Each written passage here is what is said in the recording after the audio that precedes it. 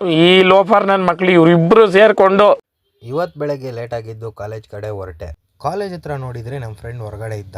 ಯಾಕೋ ಅಂತ ಕೇಳಿದ್ರೆ ಅವನ್ನ ಸಸ್ಪೆಂಡ್ ಮಾಡಿದಾರಂತೆ.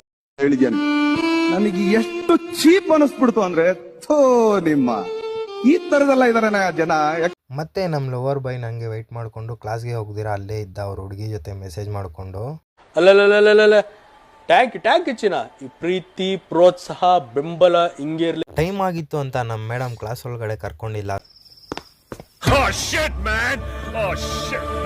ಸೊ ಹಂಗೆ ನಾವು ಕೆಳಗಡೆ ಹೋಗಿ ಪ್ರಿನ್ಸಿಪಲ್ ಮೇಡಮ್ ಹತ್ರ ಪರ್ಮಿಷನ್ ಲೆಟರ್ ಇಸ್ಕೊಂಡು ಕ್ಲಾಸ್ಗೆ ಹೋಗಿ ಕುತ್ಕೊಂಡ್ವಿ. ಹೊಸ ಬೆಳಕು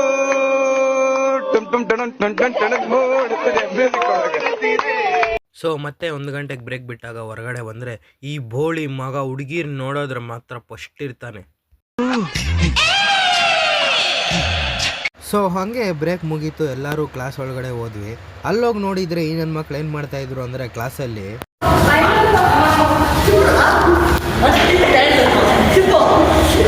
ನನ್ನ ಮಕ್ಕಳು 3 ಬಿಟ್ಟು ನಿಂತ್ಬಿಟ್ಟವ್ರಣ್ಣ. ಮಾನ ಮರ್ಯಾದೆ ಏನು ಇಲ್ಲ. ಈ ಲೋಫರ್ ನನ್ನ ಮಕ್ಕಳ ನೀವೇ ಕಲ್ಸ್ಬೇಕಪ್ಪ, ಬುದ್ಧಿ ನೀವೇ ಕಲ್ಸ್. ಸೊ ಹಂಗೆ ಸಂಜೆ ಕಾಲೇಜ್ ಬಿಟ್ಟರು, ಎಲ್ಲರೂ ಬ್ಯಾಗ್ ತಗೊಂಡು ಮನೆ ಕಡೆ ಹೊರಟ್ವಿ.